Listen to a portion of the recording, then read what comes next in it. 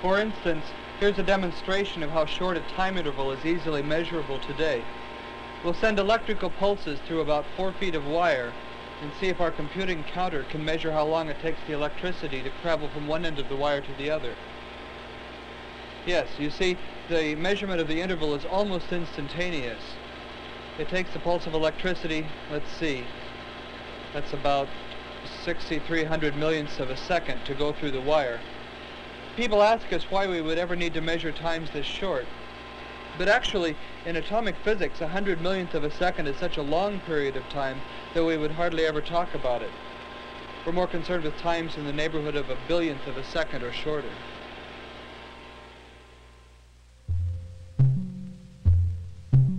A billionth of a second is called a nanosecond. In the time it takes a firecracker to explode, 1,000,000 nanoseconds go by.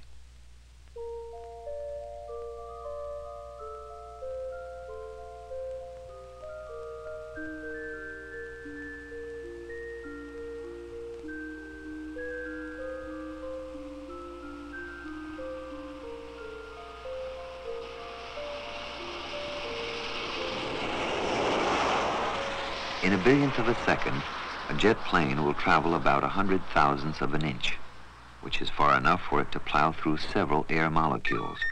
Inside of those air molecules, a great deal is happening in a billionth of a second. An air molecule will find time to spin hundreds of times. Some subatomic particles will live out their entire history.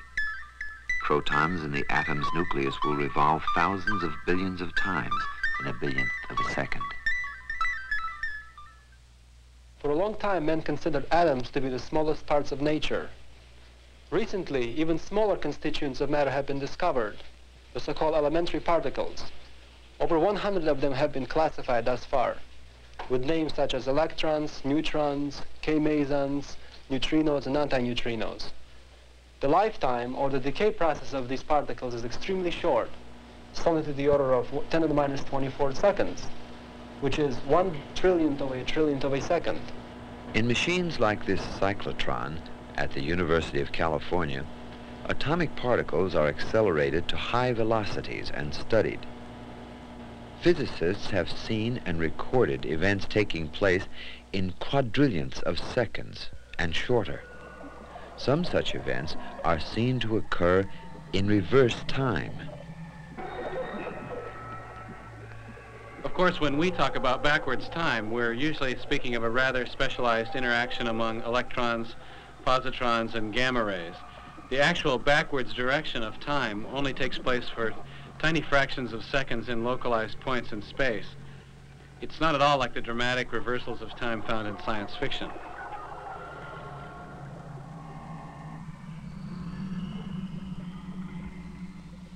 Here we see a typical photograph in elementary particle experiments. The white lines that you see here are tracks left by the particles entering a bubble chamber. The time intervals of particle physics are so brief they can only be measured indirectly by such methods as measuring the tracks particles leave in liquid hydrogen.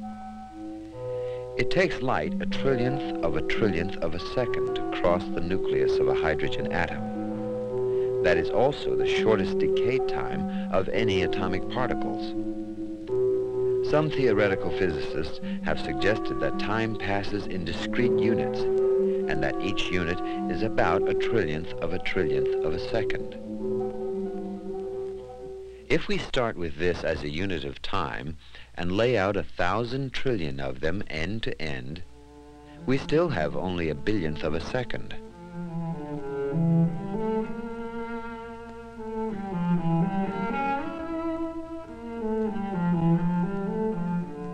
Extremely brief events are as inconceivable to us as the eons that pass on stars and planets. The lifetime of a man falls about midway between the lifetimes of atomic particles and the lifetimes of stars. And our view of the universe is peculiarly fashioned by our place in time. For a man whose life is less than a century, 1 billion years is a very long time. and a billionth of a second is inconceivably brief.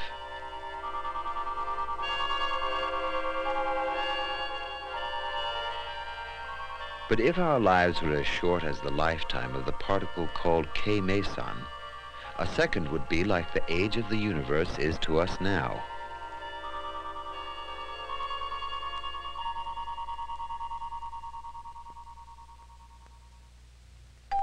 We have talked about very long periods of time, and we've talked about very short periods of time. But now we aren't talking about anything. Or rather, what we're talking about now is now. How long is now? A billionth of a second? A trillionth of a second? When it's now on Earth, is it now throughout Andromeda Galaxy? Have you ever left now? Would it surprise you to learn that there are lots of places where now happens at a different time?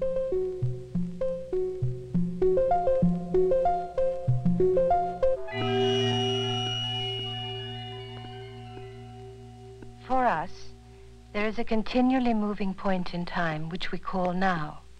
This now separates the past from the future. It is always now. Time is a long string of nows which stops abruptly at the present. Looking back on them, we see these nows as instants in time and as points in our movement through space.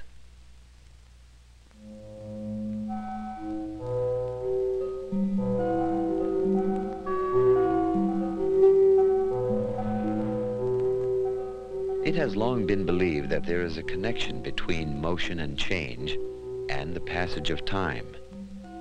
We sense the passage of time by noting motion and change. Indeed, that is our perception of objective time.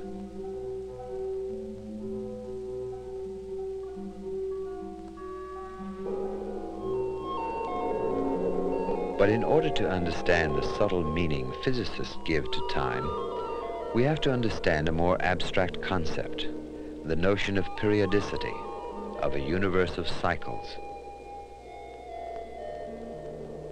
As the Earth revolves around the sun, we make a sort of clock out of it.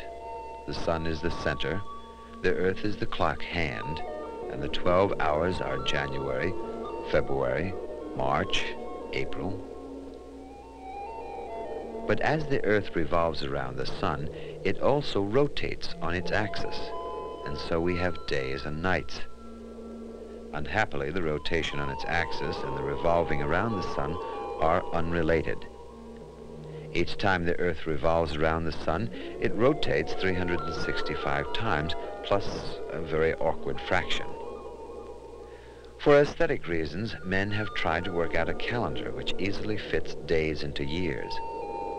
But the great periodic cycles are more complex than that. Today we have a complicated system of leap years and oddly divided months. The system is only now beginning to do justice to the beautifully symmetrical motion of planets and suns.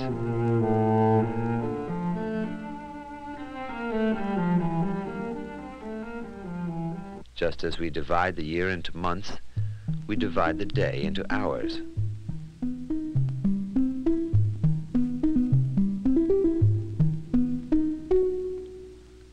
One of the first mechanical devices for telling hours was the water clock, or clepsydra.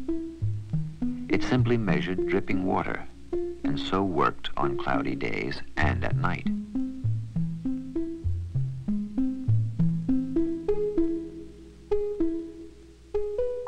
About 3,000 years after the first clepsydra, Galileo discovered the principle of the pendulum. Any mechanism which is supposed to tell time must be based on some periodic motion, something that repeats itself over and over again.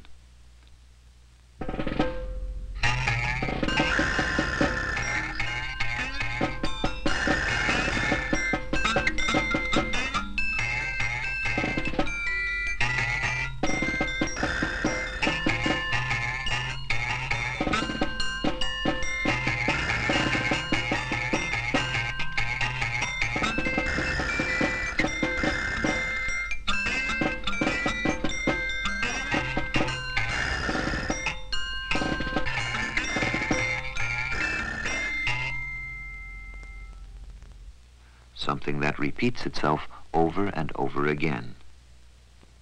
It might be the daily sweeping of the sun across the sky, or dripping water, or a pendulum swing, or unwinding spring.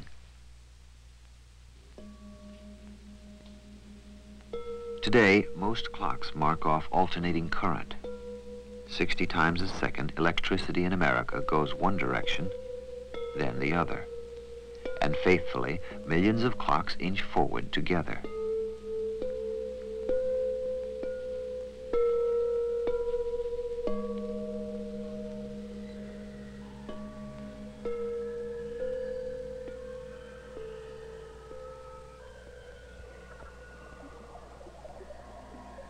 If we make a clock tick off 86,400 units every 24 hours, we should have a dependable regular second.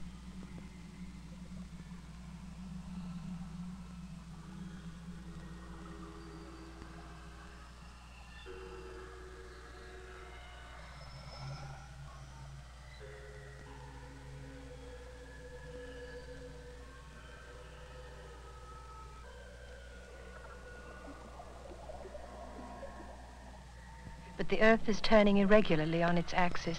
Gradually, as the years pass, it is slowing down. Ultimately, the friction of the wind and tides may slow its rotation until it always keeps the same face toward the sun, just as the moon now rotates so as to keep the same face toward the Earth. If we defined a second by the rotation of the Earth, seconds would grow imperceptibly longer with every passing day. So scientists computed exactly how long an average second had been in 1900, and that precise length of time became the definition of a second. So a certain fraction of the year 1900 is the definition of a second. In order to build a clock that was accurate enough to tick off the exact second, scientists went to atoms of a rare metal called cesium. The principle of our cesium atomic clock is really quite simple. When cesium metal is heated, the individual atoms begin vibrating about 9 billion times a second. And those atoms are vibrating very accurately, more accurately than almost anything else in the universe. We send a stream of vibrating atoms into a little chamber that's resonating at the same frequency, about 9 billion times a second. The resonating chamber interacts with the atoms inside it. It keeps the atoms vibrating, the atoms keep the chamber resonating, and the chamber controls a crystal of quartz rock, which is sending out a radio signal. In other words, the atoms control a radio signal, and the signal controls a clock.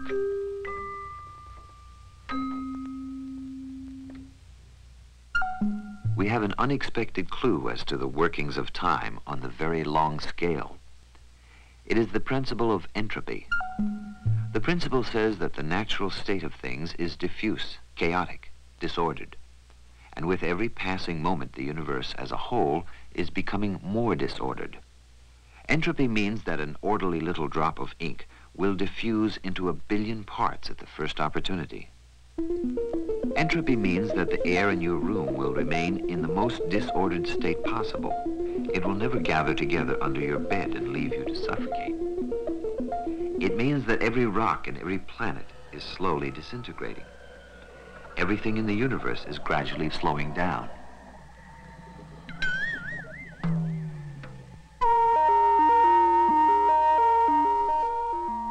As time marches on, entropy marches on. Indeed, they may be more related than we imagine.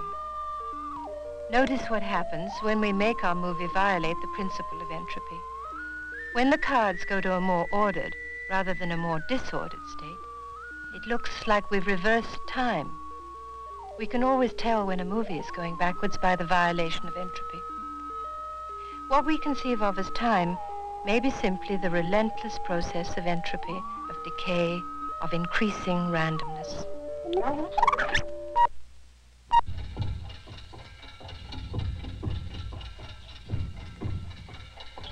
So far, we have considered time moving forward uniformly, unchanging throughout the universe. But is it possible that there are worlds in which an event taking place in 1 second on Earth might stretch out to eternities?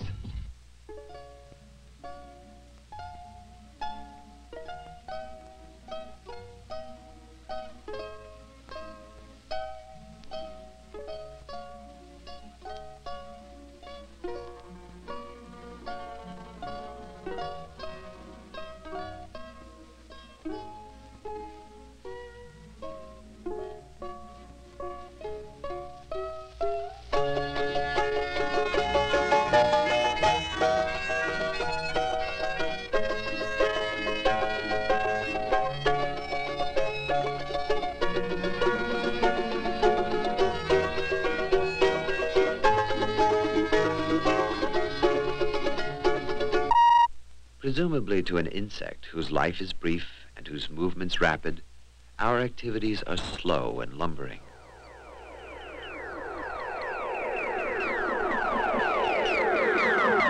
Relative size may affect our perception of time.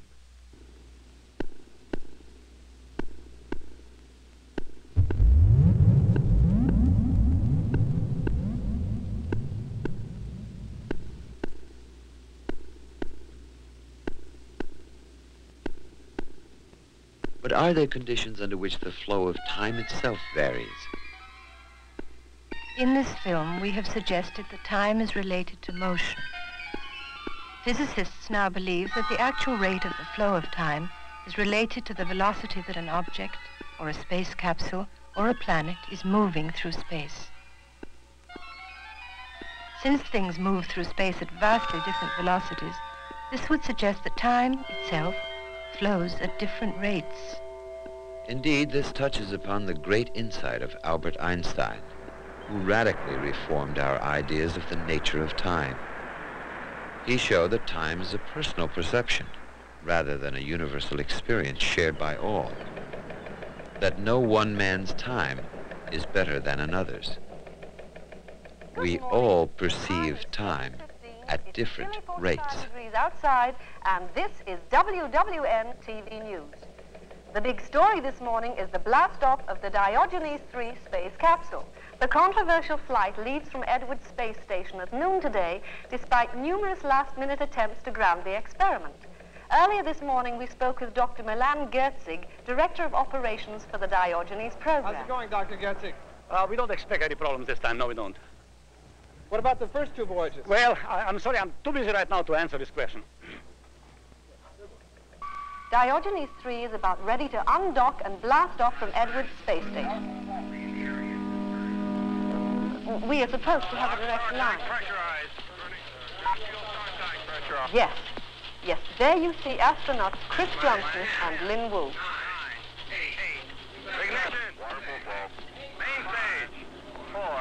Our transmission is very bad. I believe that was the blast-off. This would be mission control in Edwards Space Station. The station itself is in a permanent orbit some 200 miles above the Earth, with some 50 scientists and engineers in residence. And of course, this is where Diogenes left from just moments ago. As the world If the about mission goes as expected, in about 18 hours, the spacecraft will be going 150,000 kilometers per second.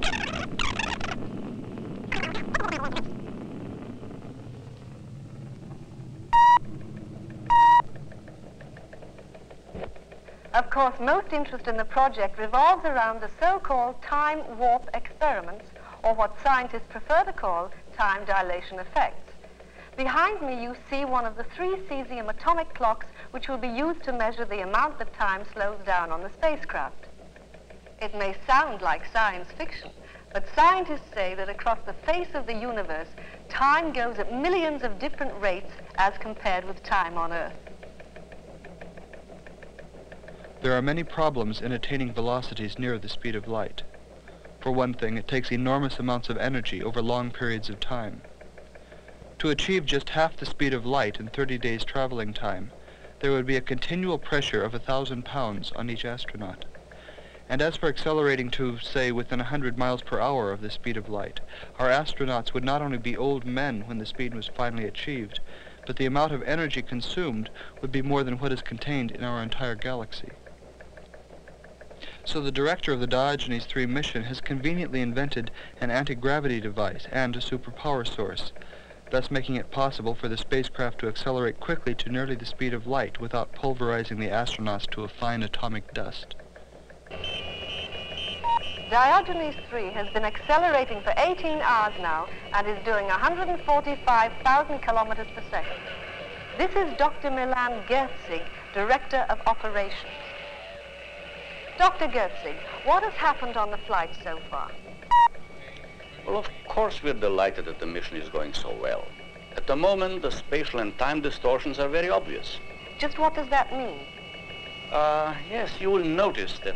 What appears to be slow motion on a television screen is actually representing one of the phenomena predicted by Albert Einstein's relativity theory. He showed that when one system was going at an enormously high velocity relative to another, time on that system would be slower than time on the reference or stationary system. We are seeing a time dilation as it would appear on a spacecraft going about 99.9% of the speed of light. Not at all. As far as they are concerned, everything is normal on the spacecraft. But when they hear us on their radio, our voices are speeded up, like a tape going too fast.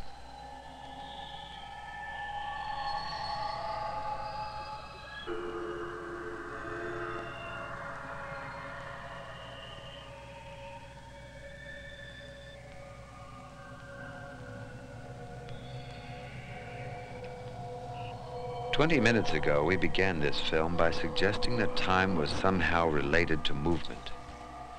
That's how we perceive time, through motion and change. Subsequently, we talked about clocks, and we talked about calendars. We defined a second, which is the basic unit of time in science. We talked about nanoseconds, and we talked about entropy. So, here we sit, 20 minutes later, trying to understand why the astronaut is moving so slowly. We know he is traveling very fast, at nearly the speed of light. And we know that when a body moves past us, time for it is slower than time is for us. So the astronaut crawls through his chores, his every moment stretched out. We cannot ask what he is doing now, because his now is not our now. While he is moving, he exists in a different time scheme than we do. In much the same way, every star in the sky is in a different time scheme. In physics, time means the reading of the master clock. Beyond this, we don't know what time is. But we know a few things about it, not the least of which is that we are caught, irrevocably, in its forward motion.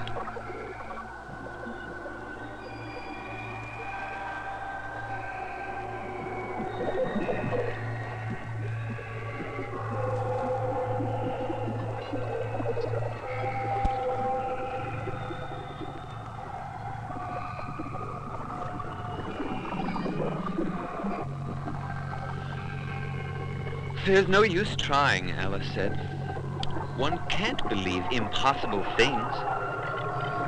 I dare say you haven't had much practice, said the Queen.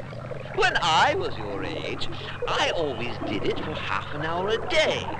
Why, sometimes I've believed as many as 6 impossible things before breakfast.